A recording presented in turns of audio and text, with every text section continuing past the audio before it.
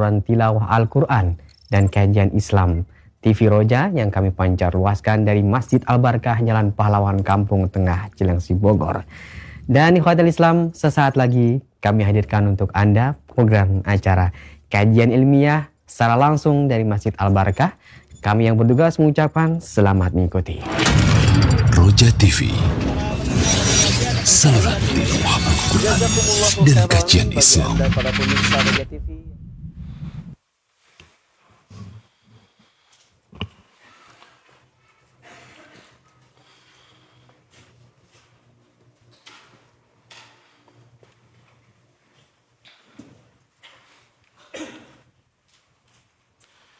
Assalamualaikum warahmatullahi wabarakatuh.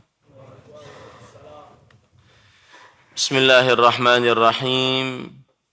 Innal hamdalillah nahmaduhu wa nasta'inuhu wa nastaghfiruh wa na'udzu billahi min shururi anfusina wa sayyiati a'malina. Man yahdihillahu fala mudilla lahu wa man yudlil fala hadiya lahu.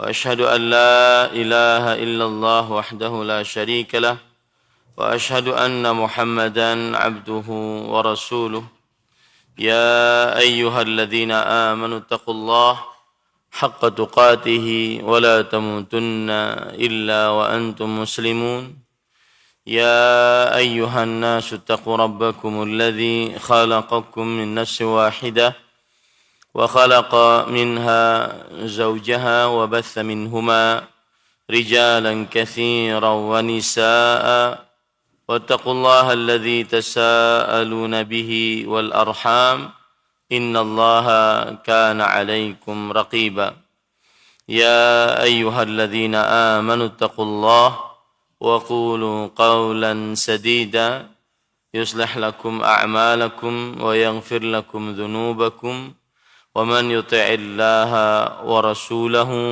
فقد فاز فوزا عظيما أما بعد فإن أصدق الحديث كتاب الله وأحسن الهدي هدي محمد صلى الله عليه وعلى آله وسلم وشر الأمور محدثاتها وكل محدثة بدعة وكل بدعة ضلالة wa kulla dhalalatin finnar. Alhamdulillah, kita bersyukur pada Allah Subhanahu wa taala pada malam ini, Sabtu malam Ahad, malam yang ke-19 dari Rabiul Akhir 1447 Hijriah, bertepatan dengan 11 Oktober 2025.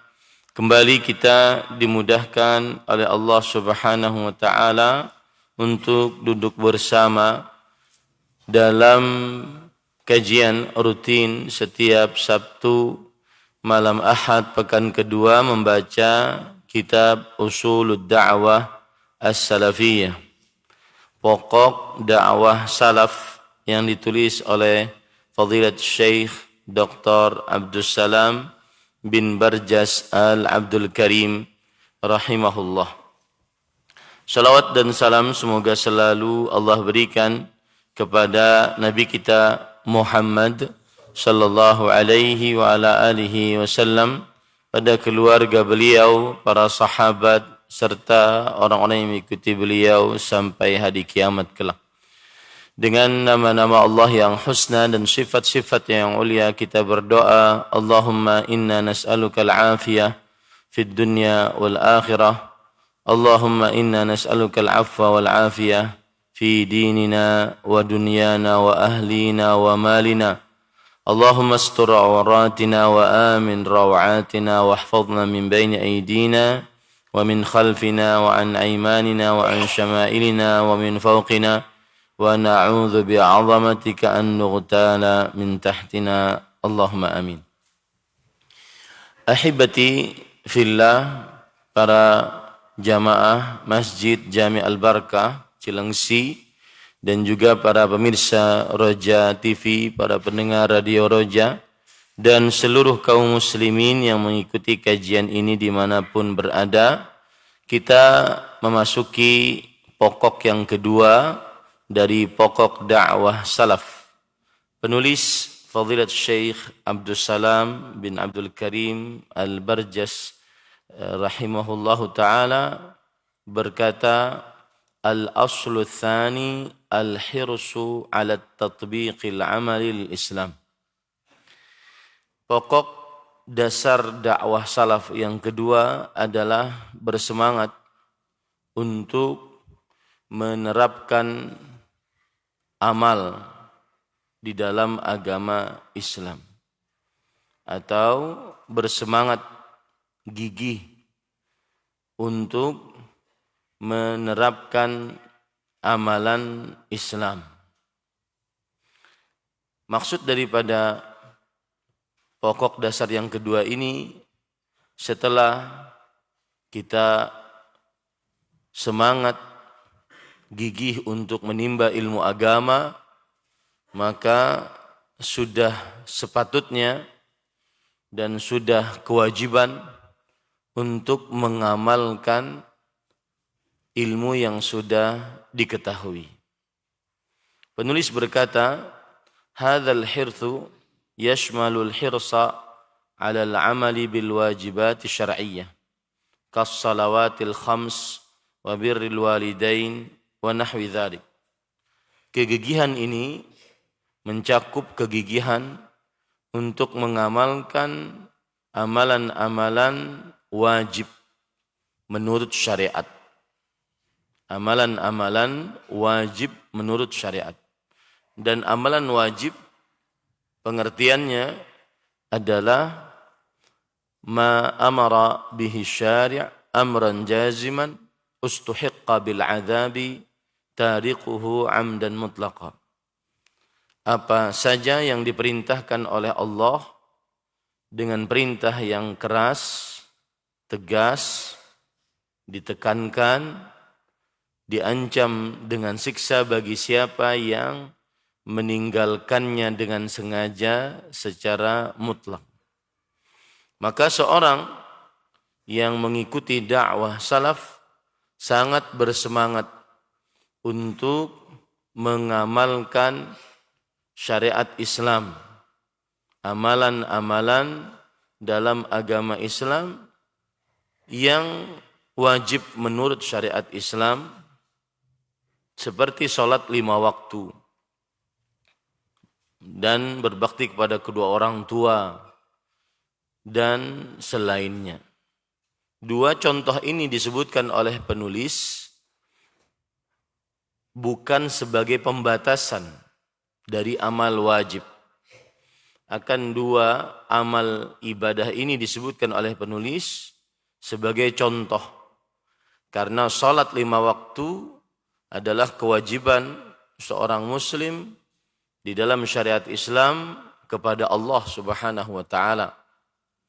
Sedangkan berbakti kepada kedua orang tua adalah kewajiban seorang muslim di dalam syariat Islam perihal hubungan dengan sesama manusia. Maka seorang yang mengikuti dakwah salaf semangat untuk senantiasa mengerjakan dan selalu menjaga pendirian sholat 5 waktu sebagai bentuk mengerjakan amalan-amalan yang diwajibkan oleh syariat Islam yang berkaitan dengan hubungan dia dengan Allah. Seorang muslim juga senantiasa bersemangat untuk mengerjakan amalan-amalan wajib yang disyariatkan oleh Islam yang berkaitan dengan hubungan dengan sesama makhluk, yaitu berbakti kepada kedua orang tua.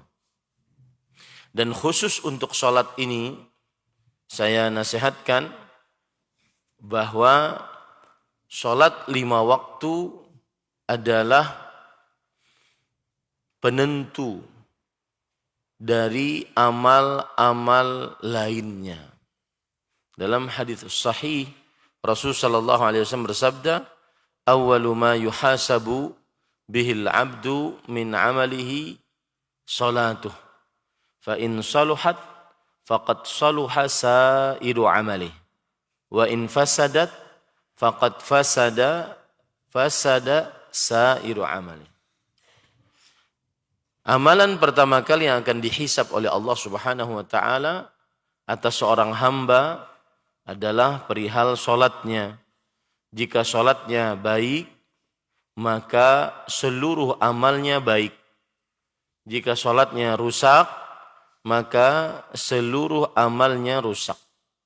Berdasarkan hadis ini, salat adalah penentu dari amal-amal lainnya. Ini menunjukkan kedudukan yang tinggi yang dimiliki oleh salat.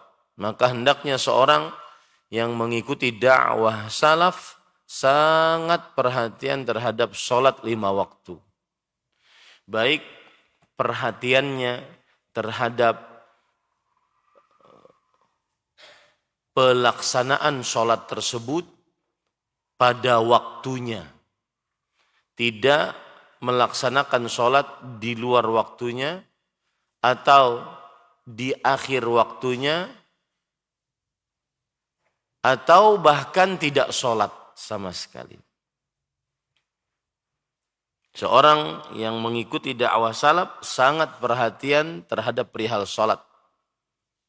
Perhatian dia dalam waktu salat. Tidak mengerjakan salat di luar waktu atau di akhir waktu atau tidak salat sama sekali tanpa ada alasan yang dibenarkan oleh syariat. Yang kedua, memperhatikan salatnya, yaitu maksudnya adalah memperhatikan syarat, rukun dan kewajibannya. Seperti wudunya, suci dari hadas besar kecil, suci dari najis. Sangat perhatian terhadap perihal salat. Ataupun tumakninahnya saat mengerjakan salatnya. Kemudian yang ketiga, perhatian terhadap salat adalah dengan dia perhatian kepada kekhusyuan saat mengerjakan salat tersebut. Hatinya benar-benar hadir saat dia salat. Seakan-akan dia melihat Allah saat salatnya. U'budullah ka'annaka tarah. Beribadahlah kepada Allah seakan-akan engkau melihat Allah. Fa illam takun tarahu fa innahu yarak. Jika engkau tidak melihatnya, maka sesungguhnya Allah melihatmu. Maka sangat perhatian dengan kekhusyuan, kehadiran salat, kehadiran hati saat salat. Rasulullah sallallahu alaihi wasallam bersabda, "Shalli kama la." Tak ada bisa. Salli salata muwaddi'. Beda kan hadisnya? Salli salata muwaddi'. Salatlah seperti orang yang ingin berpisah setelah selesai salat. Ini hadis riwayat Imam Abu Dawud. Maka perhatikan kekhusyuan hatinya saat salat. Dan juga seseorang, terutama laki-laki, termasuk daripada kegigihan mengamalkan amalan-amalan wajib di dalam syariat Islam yang berkaitan dengan salat, khusus bagi laki-laki, dia mengerjakan salat wajib tersebut di masjid yang dikumandangkan azan padanya. Jangan bermudah-mudah mengerjakan sholat di rumah, di pasar, di toko, tidak berjamaah di masjid yang dikumandangkan azan padanya.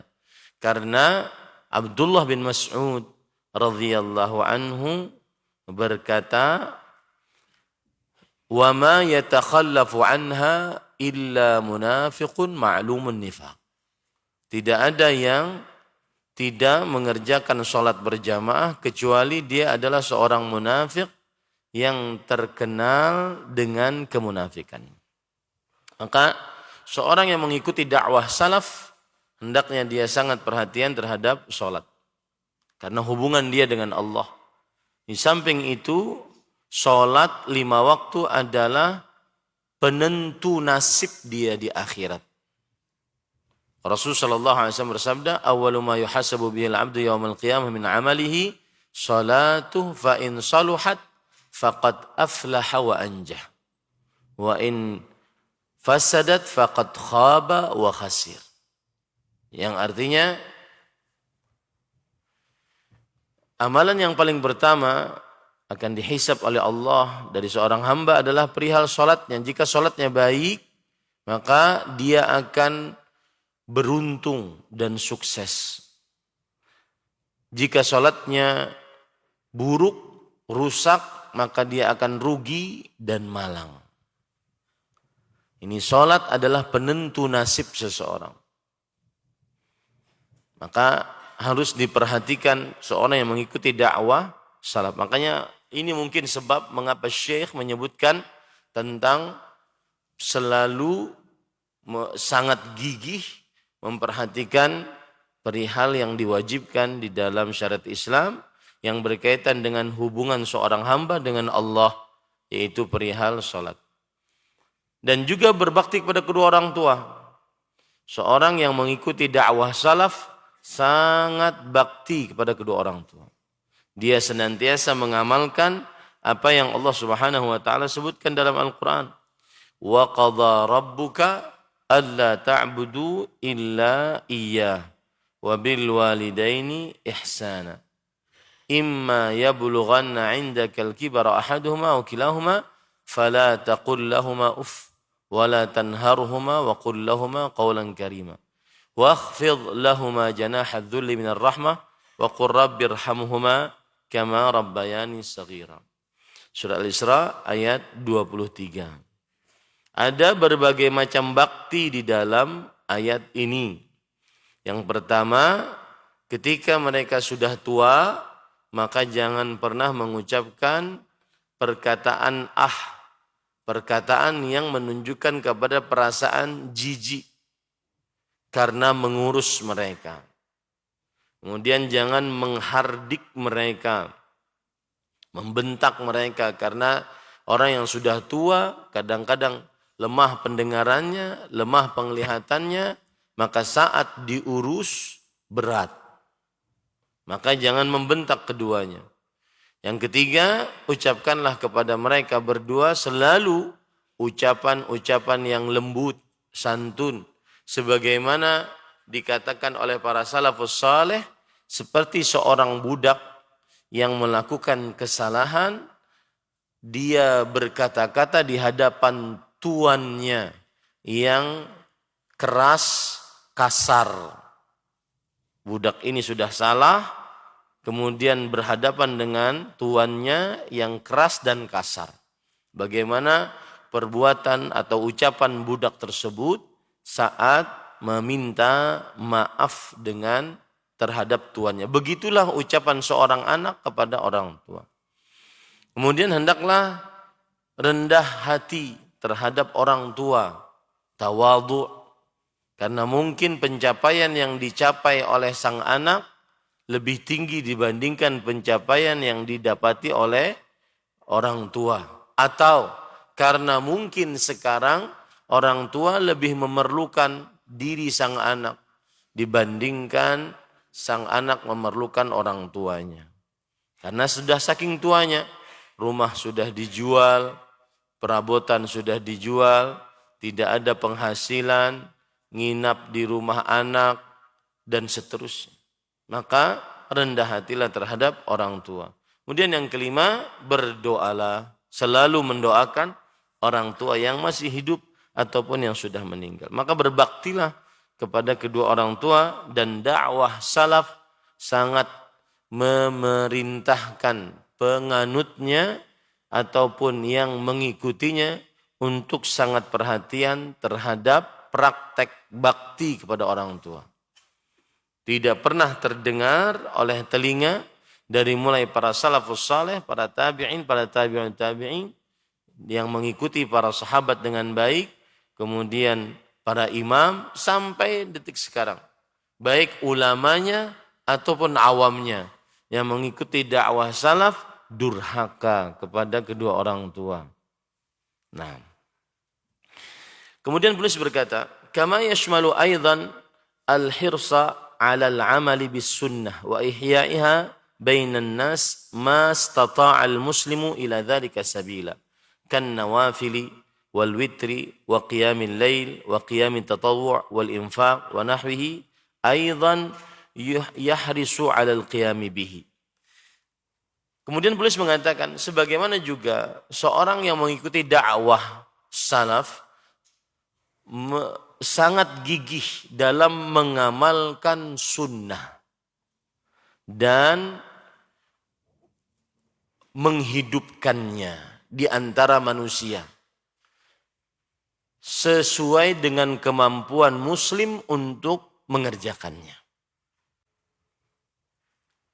Seorang yang mengikuti dakwah sunnah, dakwah salaf, dia sangat gigih untuk mengerjakan sunnah dan menghidupkan sunnah tersebut di antara manusia. Semampu seorang muslim melakukan hal tersebut. Sunnah yang dimaksud di sini adalah ajaran Rasulullah Sallallahu Alaihi Wasallam. Bukan sunnah yang dimaksud di sini kebalikan dari wajib. Segala yang diperintahkan oleh syariat dengan perintah yang tidak ditekankan. Tidak diancam dengan siksa bagi yang meninggalkannya dengan sengaja. Bukan. Sunnah yang dimaksud di sini adalah syariat Rasulullah SAW. Baik yang berasal dari Al-Quran atau hadis Rasul SAW. Baik yang hukumnya wajib secara fikih atau hukumnya sunnah. Yaitu dianjurkan. Nah, jangan sampai salah di sini. Ketika penulis mengatakan pokok dakwah salaf adalah semangat mengamalkan sunnah. Sunnah yang dimaksud bukan hanya sekedar amalan sunnah selain wajib. Sholat sunnah, sholat wajib. Sholat puasa wajib, puasa sunnah. Sedekah wajib, zakat, sedekah sunnah. Bukan. Tetapi sunnah yang dimaksud adalah ajaran Rasulullah Sallallahu Alaihi Wasallam. Nabi kita Muhammad Sallallahu Alaihi Wasallam pernah menghadapi seorang atau 3 orang pemuda yang pernah bertanya tentang ibadah Rasulullah Sallallahu Alaihi Wasallam di dalam rumah kepada istri-istri Rasulullah Sallallahu Alaihi Wasallam. Setelah diberitahu ibadah Rasulullah SAW di dalam rumah, ka'annahum taqalluha. Mereka menganggap kalau begitu ibadah Rasulullah sedikit dibandingkan kita. Kemudian mereka menerka-nerka. Oh, mungkin karena beliau orang yang sudah diampuni dosa yang telah lalu. Adapun kita harus semangat. Makanya yang satu mengatakan saya akan sholat sepanjang malam, setiap malam, tidak pernah tidur. Yang satu mengatakan saya akan berpuasa setiap hari, sepanjang masa, tidak pernah berbuka. Artinya tidak pernah tidak puasa. Yang satu mengatakan saya tidak akan menikahi perempuan. Barang siap, karena biasanya menikah dengan perempuan, maka akan menghadirkan anak, kemudian tersibukkan dengan perempuan dan anak tersebut dari ibadah. Datanglah Rasul Sallallahu Alaihi Wasallam dan beliau mengatakan, kaliankah yang mengatakan seperti ini, seperti ini, seperti ini? Kemudian Rasul Sallallahu Alaihi Wasallam bersabda, wallahi inni la atqakum wa akhsyakum lillah. Demi Allah, aku adalah orang yang paling bertakwa dan paling takut kepada Allah di antara kalian. Walakinni usalli wa arqud. Akan tetapi saya sholat, tapi saya juga tidur. Tidak sholat semalaman suntuk. Wa asumu wa uftir. Saya berpuasa, tapi juga ada hari tidak berpuasa. Wa atazawwajun nisa. dan saya menikahi para perempuan. Kemudian beliau bersabda, faman raghiba an sunnati falaysa minni. Barang siapa yang mengerjakan sunnahku, membenci sunnahku, maka bukan dariku. Sunnah yang dimaksud di sini adalah bukan amalan sunnah kebalikan wajib. Tetapi sunnah yang dimaksud di sini adalah ajaran Rasulullah Sallallahu Alaihi Wasallam. Maka seorang yang mengikuti dakwah salaf, dia semangat mempraktekkan sunnah dan menghidupkannya. Baik itu hukumnya wajib atau hukumnya sunnah. Penulis mengatakan di sini seperti sholat sunnah, sholat witir, sholat tahajud, dan juga mengerjakan amalan-amalan sunnah, bersedekah, dan semisalnya. Hendaknya seorang yang mengikuti dakwah sunnah, dakwah salaf, semangat mengerjakan akan hal ini. Nah, dan saya ingin menyinggung di sini perkataan sebagian orang yang mungkin belum paham makna sunnah.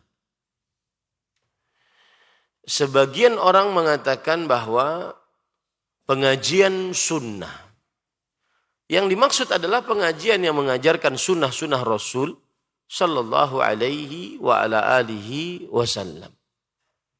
Dan sunnah yang dimaksud adalah ajaran Rasulullah Sallallahu Alaihi Wasallam. Dan pengucapan kata sunnah, ini sudah kita bahas pada pertemuan sebelumnya, yaitu pada kitab Ta'zimus Sunnah. Sunnah yang dimaksud ada sekitar 4 makna. Yang pertama adalah ajaran Rasulullah Sallallahu Alaihi Wasallam. Yang kedua adalah kebalikan dari wajib, yaitu wajib yang diperintahkan dengan tegas, keras, sunnah yang diperintahkan dengan tidak tegas, tidak keras. Yang ketiga, sunnah artinya adalah hadis Rasul Sallallahu Alaihi Wasallam. Kemudian yang keempat, sunnah adalah kebalikan bid'ah. Jadi itlaqatu lafzis sunnah ala arba'atil itlaqat. Penyebutan kata sunnah mencakup 4 makna ini. Dan yang dimaksud di dalam perkataan ini, seorang yang mengikuti dakwah salaf, hendaknya dia semangat mengamalkan sunnah, yaitu amalan yang merupakan ajaran Rasul Sallallahu Alaihi Wasallam. Bahkan ada sebagian mengatakan, kalau seandainya tidak berjenggot, tidak dianggap sunnah. Ya akhi, itu adalah sunnah Rasul. Ajaran Rasulullah Sallallahu Alaihi Wasallam. Adapun hukumnya, maka para ulama berpendapat bahwasanya diwajibkan. Atau sebagian ulama berpendapat bahwasanya diwajibkan untuk memanjangkan jenggot, membiarkannya, melebatkannya, sebagaimana perintah Rasul Sallallahu Alaihi Wasallam. Ada sebagian orang-orang yang tidak faham tentang kata sunnah, kemudian mencela dakwah sunnah, pengajian sunnah, dan seterusnya. Taib. Kemudian penulis berkata, yaqulu Abu Abdurrahman As-Sulami rahimahullah, haddathuna alladhina kanu yuqri'una al-Qur'an, yani as-sahabah, annahum kanu yastaqri'una min Rasulillah sallallahu alaihi wasallam, fakanu idza ta'allamu 10 ayatin lam yukhallifuha hatta ya'malu bima fiha min al-amal. Fata'allamna al-Qur'ana wal 'amala jami'an. Sebelum itu saya ingin menyinggung tadi tentang penulis mengatakan qiyamul lail. Maka yang mengikuti dakwah salaf, salah satu kebiasaan mereka, baik awamnya, baik ustadznya, adalah qiyamul lail. Dan qiyamul lail adalah da'bus salihina min qablikum, kata para ulama. Qiyamul lail adalah kebiasaan orang-orang saleh sebelum kita. Fadilah Syekh mengatakan, Syekh Abdul Razak mengatakan, jangan sampai bagi penuntut ilmu qiyamul lail menjadi khabar kana. Khabar kana itu artinya dahulu beliau suka qiyamul lail. Dahulu. Jangan sampai. Bagi penuntut ilmu, jangan sampai qiyamul lail menjadi khabar kana. Yaitu cerita yang terdahulu. Sekarang sudah jarang sekali untuk bangun. Ini para ikhwan yang dirahmati Allah. Taib. Abu Abdurrahman Abdullah As-Sulami atau Abdurrahman As-Sulami. Beliau ini adalah ahli baca Al-Quran dari kota Kufah. Jadi ulama ahli Quran dari negeri Irak. Dan beliau adalah seorang tabi'i karena bertemu dengan Abdullah bin Mas'ud, Ali bin Abi Thalib, Uthman bin Affan, Zaid bin Thabit, dan yang lainnya. Dan beliau wafat, ada yang mengatakan beliau wafat tahun 74 Hijriah, ada yang mengatakan tahun 85 Hijriah. Artinya beliau adalah seorang tabi'i. Dan perkataan seorang tabi'i, perkataan seorang salafus saleh. Nah, beliau mengatakan, telah meriwayatkan kepada kami orang-orang yang mengajari kami Al-Quran. Siapa yang mengajari para tabi'in Al-Quran? Para sahabat. Telah meriwayatkan kepada kami orang-orang yang mengajari kami Al-Quran itu para sahabat. Annahum kanu yastaqri'una min Rasulillah sallallahu alaihi wasallam. Mereka belajar Al-Quran dari Rasulullah sallallahu alaihi wasallam. Lalu setelah belajar membaca Al-Quran, fakanu idza ta'allamu 10 ayat lam yukhallifuha hatta ya'malu bima fiha minal amal. Maka ketika mereka sudah belajar 10 ayat, maka mereka tidak tinggalkan ayat tersebut sampai mereka mengamalkan apa yang terdapat di dalam 10 ayat tersebut. Mereka mengamalkan apa yang terdapat di dalam 10 ayat tersebut. Dan ini lembaga-lembaga pendidikan zaman sekarang jarang yang mengamalkan. Padahal ini cara para salafus saleh.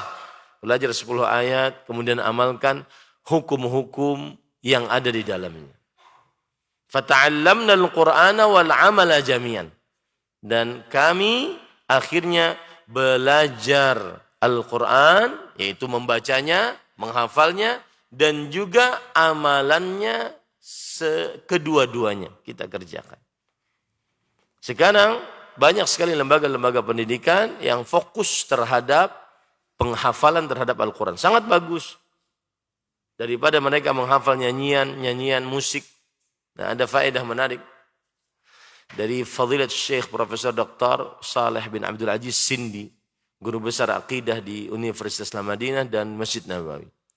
Beliau mengatakan, intabih, la yajtami'u fil qalbi asy-syai'u wa dhidduh.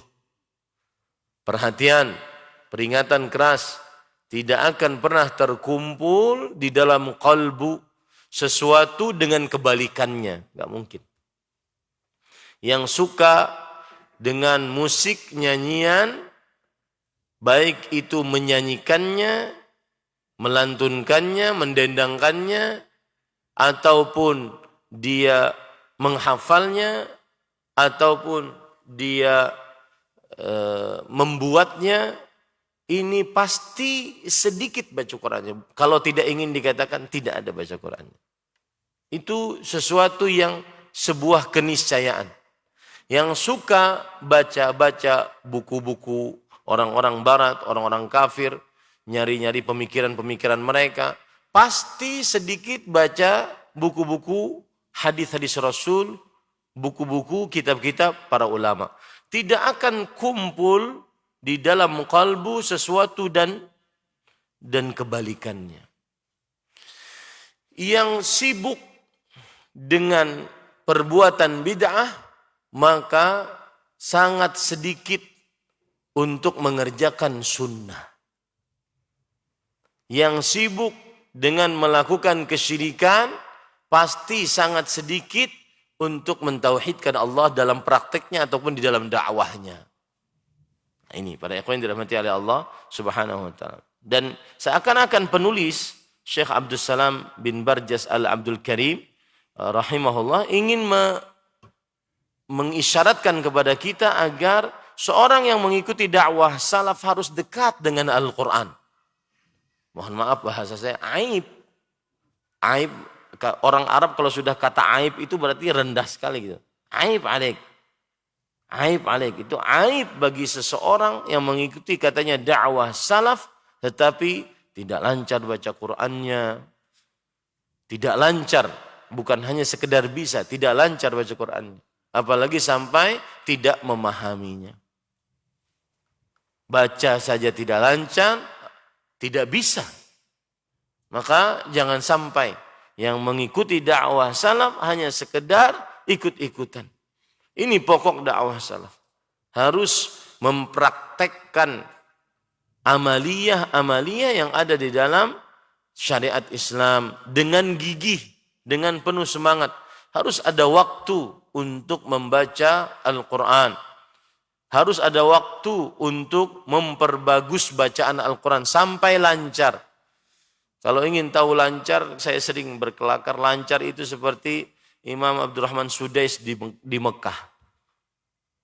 Yang kalau baca Al-Quran 1 juz setengah jam. Nah itu lancar. Jangan ngaku lancar kalau mungkin belum seperti itu. Ya. Adzan. Baik. Kita adzan dan setelah adzan mungkin saya minta waktu untuk menjawab pertanyaan jika ada yang ingin ditanyakan. Silakan.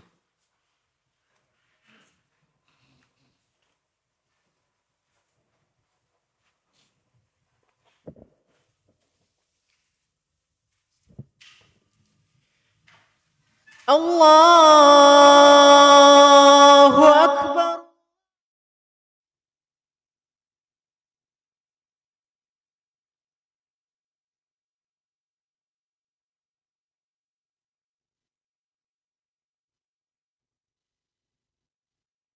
Ikhwatal Islam, untuk selanjutnya kita simak dikumandangkannya adzan untuk sholat Isya bagi daerah Jakarta dan sekitarnya. Allahu Akbar. Allahu Akbar.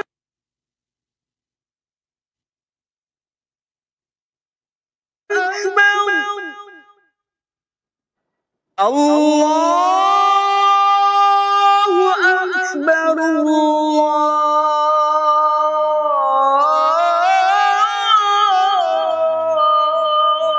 Allahu Akbar. Asyhadu an la ilaha illallah.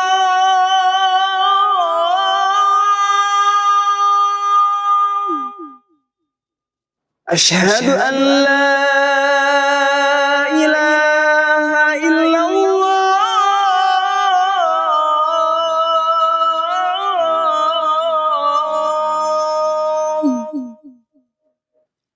Asyhadu anna Muhammadar Rasulullah.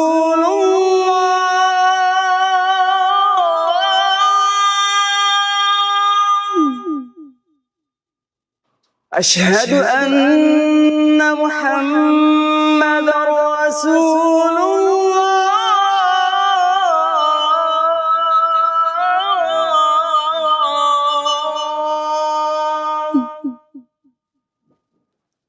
Hayya 'alas salah.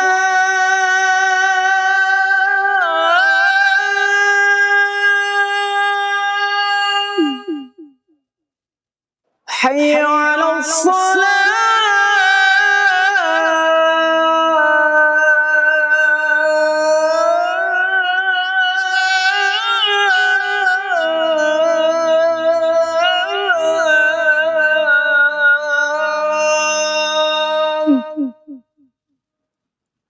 حي على الفلاح.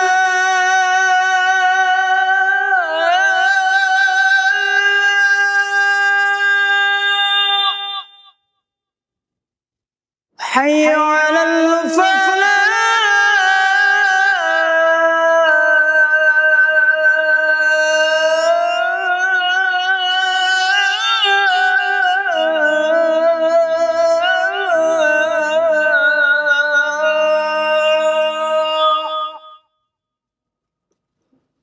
Allahu Akbar, Allahu Akbar. La ilaha illallah.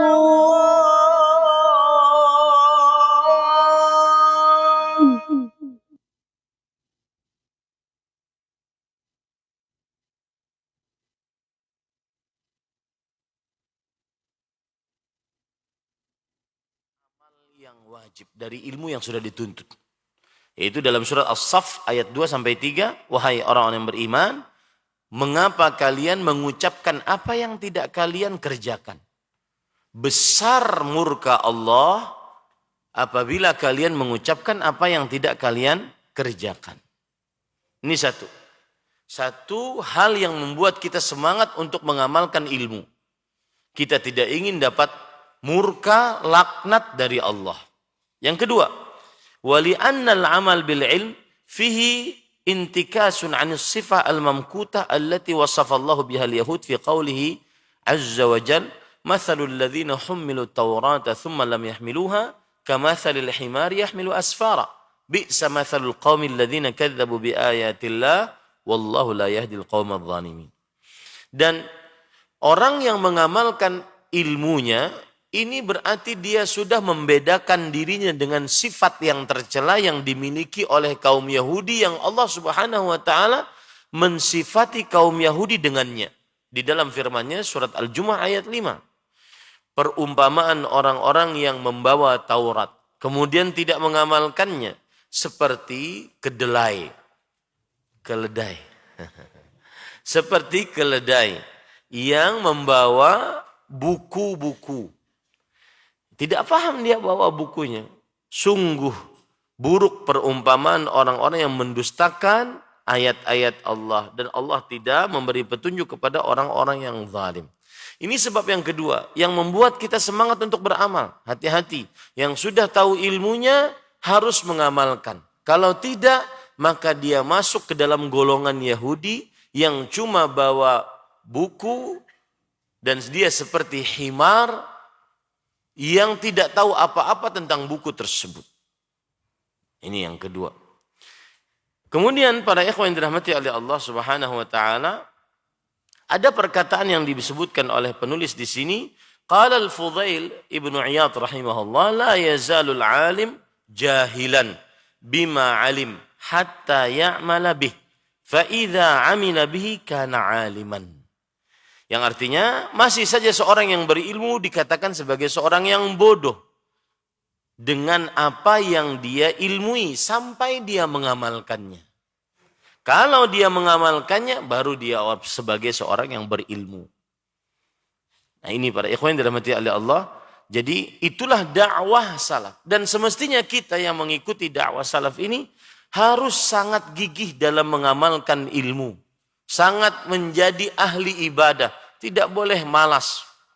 Ada syubhat yang disebutkan oleh Syekh di sini, yaitu fiqhul waqi'. Kalian wahai orang-orang yang mengikuti dakwah salaf, kalian tidak tahu tentang realita umat Islam.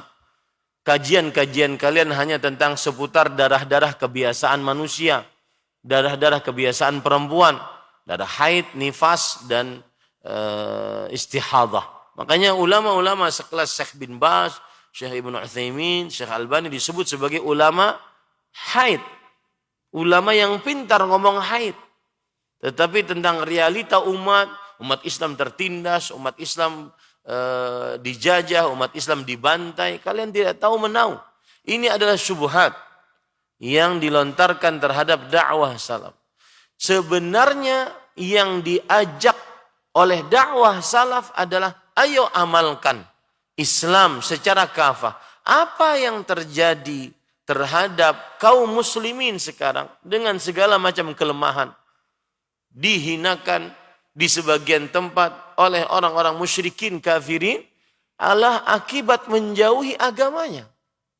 Bukankah Rasul sallallahu alaihi wasallam bersabda ketika beliau bersabda dalam hadis riwayat Imam Abu Daud, "Idza tabayatum bil 'inah," jika kalian jual beli dengan riba. wa akhadtum adnabal baqar, dan kalian sibuk dengan ekor-ekor sapi, sibuk dengan peternakan. Wa raditum bizzara', sibuk dengan pertanian. Wa taraktumul jihad, sallatallahu alaikum dhullan la yanzi'uhu hatta tarji'u ila dinikum.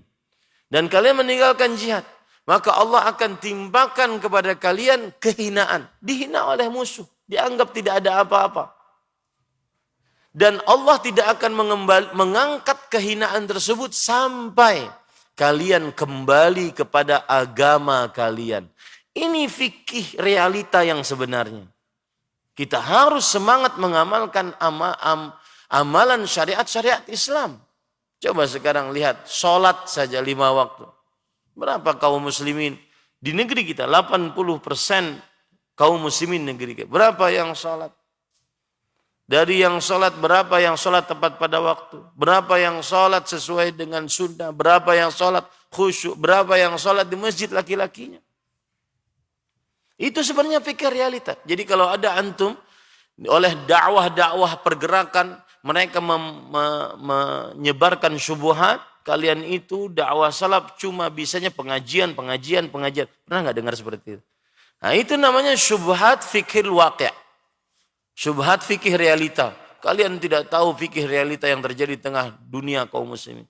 Ada yang cuma ngomong aja di depan kamera tapi tidak pergi ke sana, tugasnya cuma ngompor-ngomporin orang. Fikih realita tidak seperti itu. Realita kita sekarang adalah di hadapan kita para pemuda yang sebagian besarnya muslim tetapi tidak memahami agama Islam dengan baik dan benar. Belum mengamalkan, itu realita kita di negeri kita. Hati-hati, ini akan ada syubhat seperti itu namanya. Namanya syubhat fiqhul waqi', syubhat fikih realita. Kita dituduh cuma cakapnya belajar tentang darah haid, darah nifas, dan darah istihadah. Dalam kesempatan ini, saya ingin mengajak antum-antum terutama yang bisa berbahasa Arab, mungkin sudah diterjemahkan juga dalam bahasa Indonesia, bacalah kitab berjudul Thamaratul Ilmi Al-Amal. Buah ilmu adalah amal. Ditulis oleh Fadilat Syekh Profesor Dr. Abdul Razak bin Abdul Muhsin Al-Badr hafizahumullah ta'ala. Dan buku ini bagus dibaca agar kita semangat untuk mengamalkan ilmu yang sudah kita pelajari. Beliau menyebutkan sekitar ada 10 sebab mengapa orang yang berilmu buah manisnya adalah beramal. Ingat ya, semakin lama menuntut ilmu, sudah semakin lama sudah duduk di masjid ilmu, semestinya semakin banyak amalnya. Beliau menyebutkan 10 sebab mengapa seseorang wajib untuk mengamalkan ilmunya dan semangat mengamalkan ilmunya. Saya sebutkan secara cepat. Mengamalkan ilmu adalah tujuan penciptaan seseorang oleh Allah Subhanahu wa taala. Yang kedua, mengamalkan ilmu akan ditanyai kelak di hari kiamat. Ilmu yang sudah didapat akan ditanyai pada apa dia amalkan. Yang ketiga, Allah mengancam dengan ancaman keras bagi siapa yang tidak mengamalkan ilmunya. Yang keempat, mengamalkan ilmu penyebab masuk ke dalam surganya Allah Subhanahu wa taala. Yang kelima, mengamalkan ilmu dan segera mengamalkan ini adalah kebiasaan para salafus saleh, para sahabat, para tabi'in, para tabi'ut tabi'in. Tidak mencela-mencela. Ketika ada perintah, na'am, sam'an wa ta'ah. Iya, saya kerjakan. Ketika ada larangan khamar misalkan, tidak boleh lagi diminum. Sudah tidak ada. Setelah larangannya benar-benar terlarang, maka Anas bin Malik radhiyallahu anhu menuangkan khamar tanpa harus ada mencela-mencela. Ketika ada larangan untuk makan daging keledai piaraan, maka pada saat itu padahal sedang lapar-laparnya, kemudian mau berperang, sudah dimasak, tinggal dibagi, Tapi kemudian ada utusan Rasulullah SAW, Innallaha wa rasulahu yanhayanikum an luhumil humuril ahliyah. Allah melarang kalian memakan daging keledai piaraan. Maka pada saat itu mereka balikkan. Fa'akfakna. Ketaatan mutlak tanpa reason, tanpa alasan. Ini para salafus saleh. Yang keenam, yaitu para salafus saleh sangat semangat untuk meninggalkan apa yang dilarang. Yang ketujuh, mengamalkan ilmu adalah penyebab tetapnya ilmu tersebut di dalam diri kita. Yang kedelapan, mengamalkan ilmu adalah penyebab dakwah yang sukses di tengah masyarakat. Tidak terlalu banyak omong, terutama di rumah, jangan sampai tidak diamalkan ilmunya.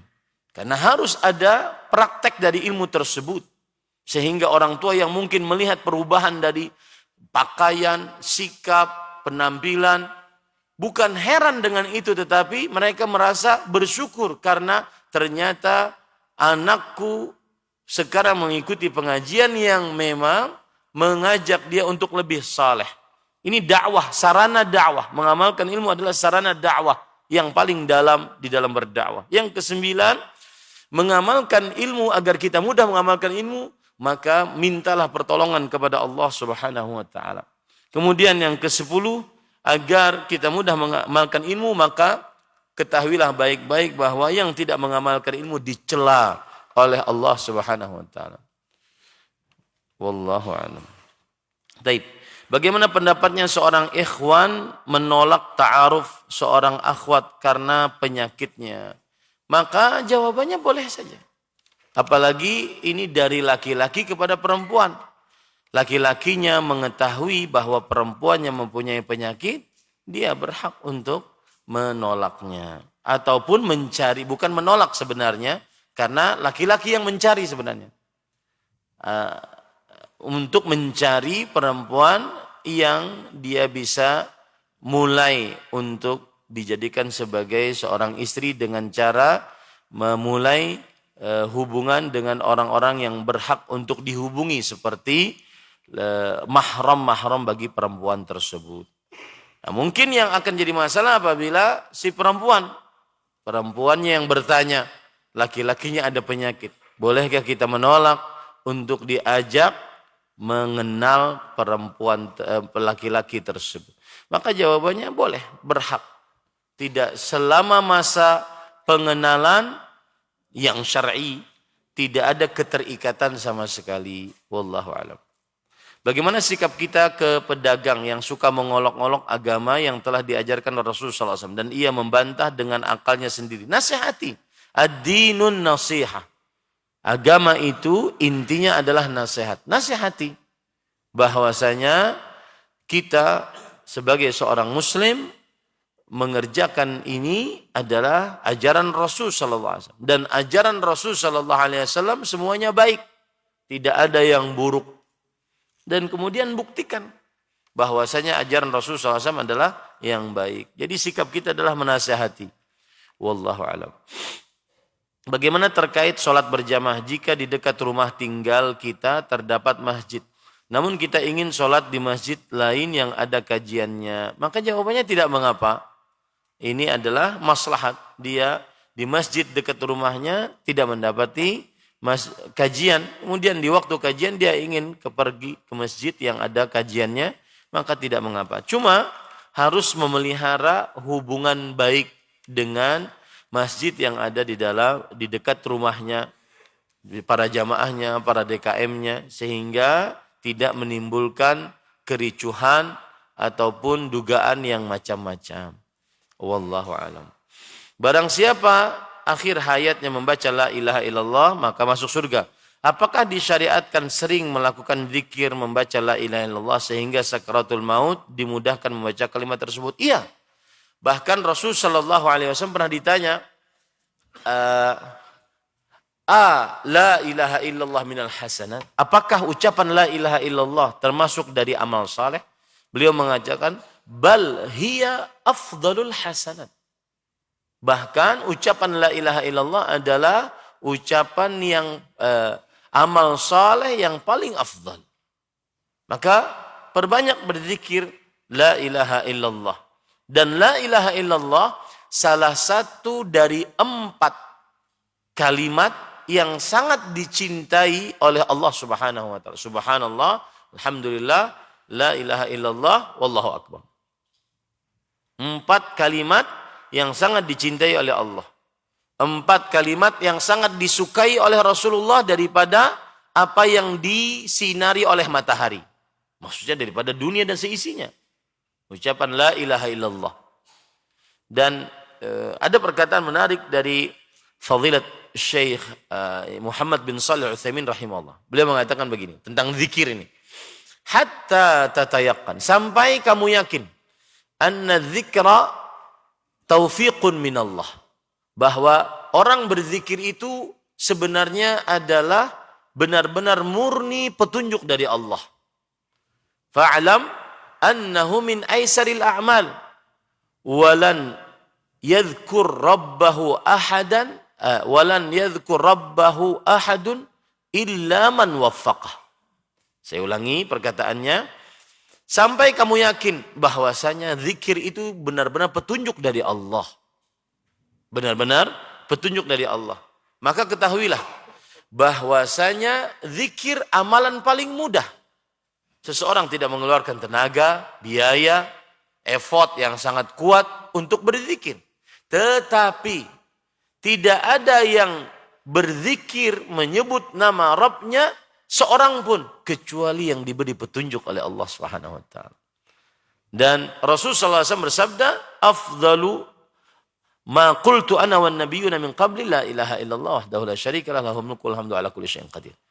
Yang artinya ucapan yang paling afdal yang aku ucapkan dan nabi-nabi sebelumku mengucapkannya adalah ucapan la ilaha illallah wahdahu la syarikalah sampai wa huwa ala kulli syai'in qadir. Jadi kita dianjurkan untuk memperbanyak ucapan tersebut. Nah, apakah seseorang jika mengucapkan tersebut dia mati di atasnya? Diharapkan dengannya.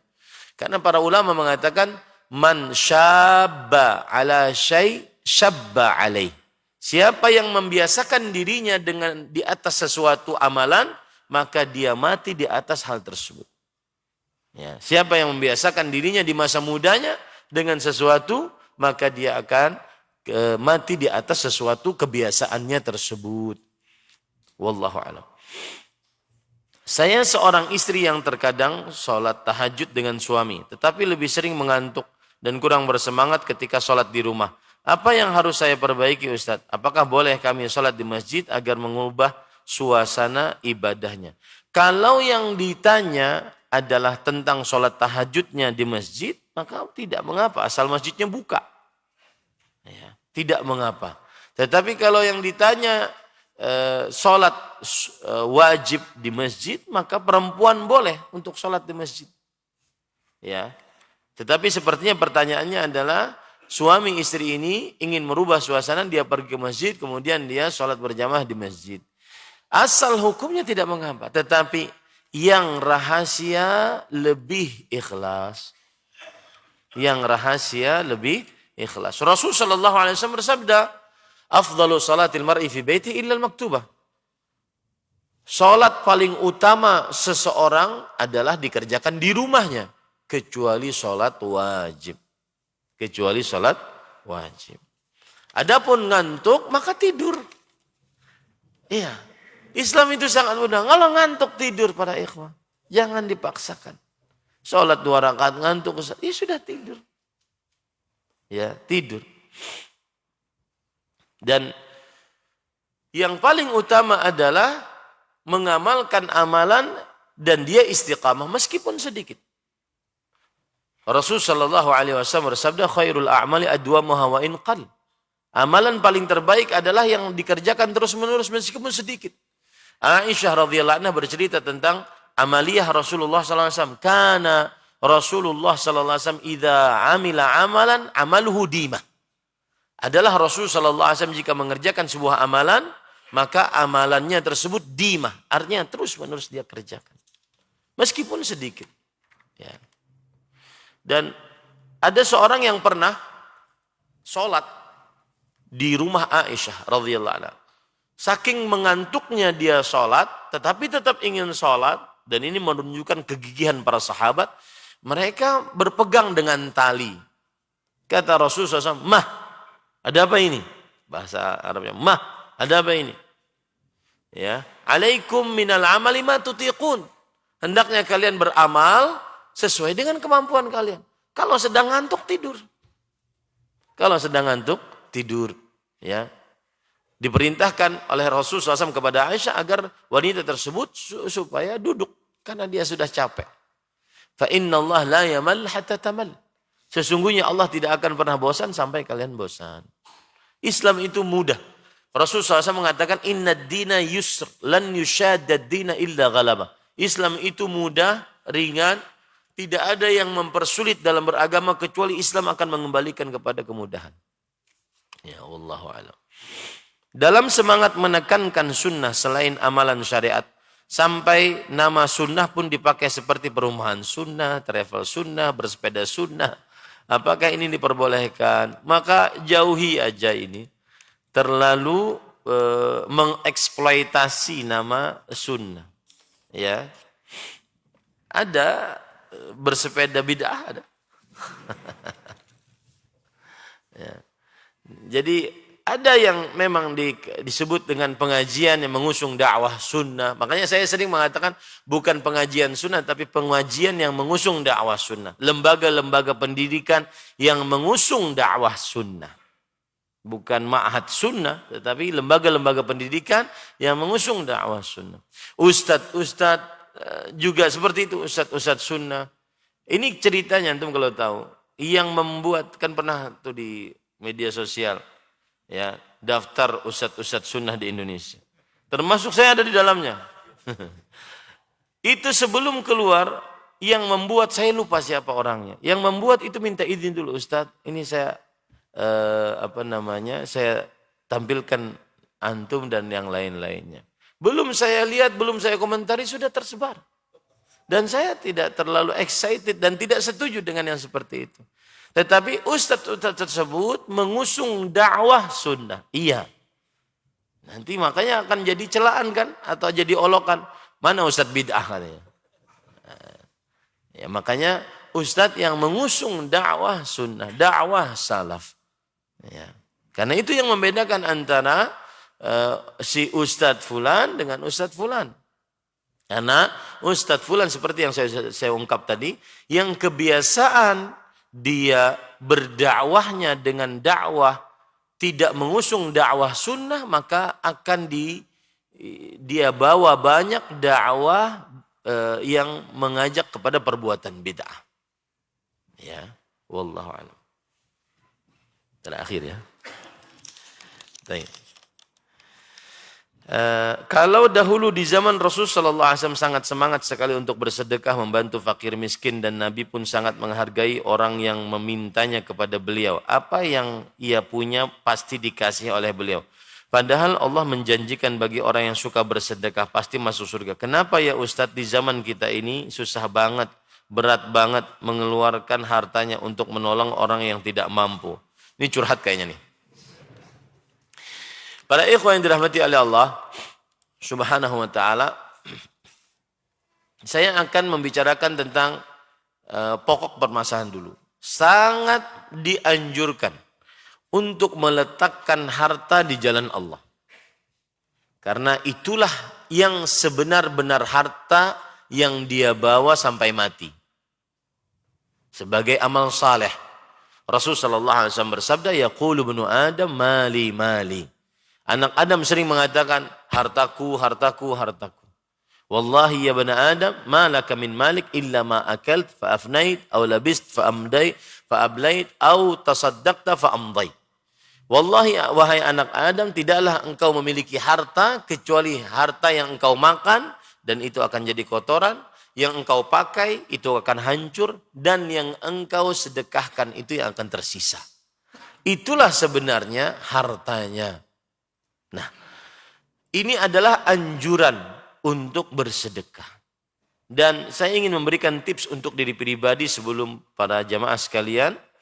Bagaimana agar mudah bersedekah, tidak menjadi bakhil, kikir, pelit, medit, koret. Ya. Apa apa namanya? Kiatnya? Kiatnya adalah bahwa hadis Rasul, as-shadaqatu burhan. Sedekah itu bukti iman. Itu saja. Rasulullah SAW mengatakan, sedekah itu bukti iman. Dengan itu kita akan semangat. Bukti iman tentang apa Ustaz? Bukti iman, Allah akan menghitungnya berkali-kali lipat di akhirat. Bukti iman, Allah akan menggantinya. Pasti diganti oleh Allah. Bahkan sebelum bersedekah baru niat sudah Allah ganti. Dan siapa yang ahli sedekah pasti paham apa yang saya maksud. Belum bersedekah, pas baru niat dia sudah diganti oleh Allah Subhanahu wa taala. Jadi itu saja bawa pesan itu dari Rasulullah. As-sadaqatu burhan. Sedekah itu burhan. Bukti nyata keimanan. Karena memang kalau saya punya 100.000, saya sedekah 50.000, maka yang terlihat oleh mata kepala saya adalah sisa uang saya 50.000. Padahal uang saya ini kapan saya mati, sisa ini tidak saya bawa. Tetapi dimiliki oleh ahli waris. Yang uang saya tadi adalah yang 50.000 dilipatkan oleh Allah menjadi 100 kali 7 dan berlipat-lipat. Itulah uang sebenarnya yang dia miliki. Saya pernah ngisi di masjid ini sebelum ada perluasan. Judulnya mungkin bisa dilihat, Fikih Bersedekah. Fikih bersedekah. Saya juga pernah ngasih kajian dengan tema adab menghutangi orang lain. Wallahi para ikhwah, setelah kajian banyak yang WA saya dan SMS. Jazakallahu khairan Ustaz, saya dilunaskan hutangnya. Jadi banyak yang mengamalkan. Maka itu asal hukumnya, dianjurkan untuk bersedekah. Nah, sekarang kita dari sisi orang yang membutuhkannya. Para ikhwah yang dirahmati oleh Allah, lebih baik daripada minta sedekah kepada orang lain, lebih baik bangun kepercayaan agar diberi modal sehingga kita bisa bekerja. Ustaz, saya nggak punya modal, kan minta atau minjam di bank haram, riba. Lalu nggak nyari modalnya baik dari mana? Ini bapak ini ada di sampingnya ini. Sebenarnya ada yang bisa kita minta modal. Cuma sekarang permasalahannya, apakah bapak ini percaya kepada yang di sampingnya? Nah itu yang jadi masalah. Berarti kan bangun kepercayaan. Jadi kadang-kadang kita merasa dipojokkan atau merasa dakwah salaf ini tidak saling membantu satu dengan yang lainnya. Beda dengan organisasi lain yang punya bahkan sampai puluhan universitas, puluhan rumah sakit, dan seterusnya. Maka kita katakan bahwa daripada kamu menunggu orang untuk memberi sedekah, bangunlah kepercayaan. Pak, percaya nggak sama saya? Coba lihat wajah saya, Pak. Bangun kepercayaan, baru dikasih modal. Habis itu amanah. Nah ini yang kadang-kadang nggak amanah. Sampai ada sebagian berstatement, susah urusan sama orang jenggotan. Nggak bayar, bayarnya pakai afwan akhi. Ini repot. Ya, harus bayar. Makanya saya sering mengingatkan, kita ini sering diajari oleh ustadz kita untuk bertauhid. Tauhid tidak berdoa kepada orang mati. Tidak memakai jimat. Tidak percaya kepada tukang ramal, tukang dukun, tukang sihir, pawang hujan. Bagus itu. Tetapi salah satu praktek dari tauhid juga adalah tunduk patuh taat kepada Allah secara mutlak disertai dengan rasa cinta yang tinggi kepada Allah semata. Ketundukan termasuk di dalamnya ketundukan syariat. Di antaranya amanah di dalam menunaikan amanah orang lain yang ada di pundak kita. Ya, harus amanah. Ini kadang-kadang ini saya di lembaga pendidikan. Kadang-kadang sebagian orang yang sudah ngaji menganggap lembaga pendidikan Islam, pesantren kah, boarding school, Islamic boarding school kah, itu adalah lembaga pendidikan yang paling boleh untuk tidak taat kepada kesepakatannya.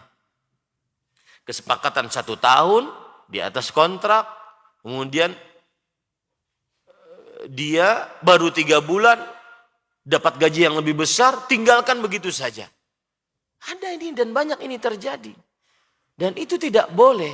Sebagai seorang yang mengikuti dakwah salaf, dia harus mempraktekkan ilmu tauhidnya. Salah satu ilmu tauhidnya adalah, makanya sekarang saya sering sekali mendefinisikan tauhid adalah al-khudu' wa dhullut tam ma'a ghayatil mahabbah lillahi wahdah.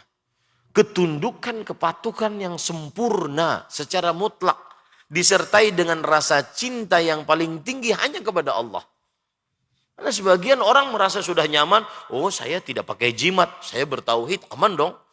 Nggak bayar hutang, aman aja. Nggak sesuai dengan kontrak, 2 bulan, 3 bulan kabur, tauhid. Tauhid apaan begitu? Itu bukan tauhid namanya. Itu kabur namanya. Ya, ini tidak boleh para ikhwan. Dan jangan sampai terkesan seperti itu. Yang mengikuti dakwah salaf, kalau sudah urusan harta, tidak amanah. Kalau sudah urusan kesepakatan, tidak di atas kesepakatan. Jangan sampai terjadi asumsi seperti itu di tengah masyarakat. Ya, ini yang bisa disampaikan. Mohon maaf kepada pihak DKM Masjid Jami' Al-Barakah Cilengsi, agak molor sedikit. Jarang-jarang saya buka pertanyaan. Ya. Karena ini dilema, buka pertanyaan terlambat sholat isyanya, tidak buka pertanyaan sebentar tidak ada pertanyaan. Tapi ya sesekali kita buka pertanyaan, semoga yang disampaikan bermanfaat, semoga kita selalu diberkahi oleh Allah Subhanahu wa taala. Semoga kita selalu diberikan afiat oleh Allah Subhanahu wa taala. Semoga kita diberikan istiqamah oleh Allah Subhanahu wa taala dan husnul khatimah. Allahumma amin. Wa sallallahu nabiyana Muhammad walhamdulillahi rabbil alamin. Wassalamualaikum warahmatullahi wabarakatuh.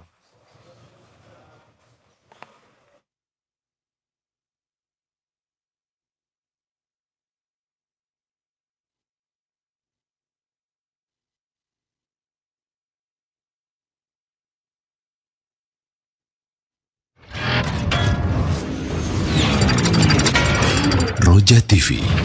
Ikhwatal Islam rahimani Allah wa iyyakum, telah kita simak bersama kajian ilmiah yang bermanfaat bersama asatidzah kita. Semoga yang singkat ini dapat menambahkan ilmu dan berfaedah untuk kita semuanya. Kami yang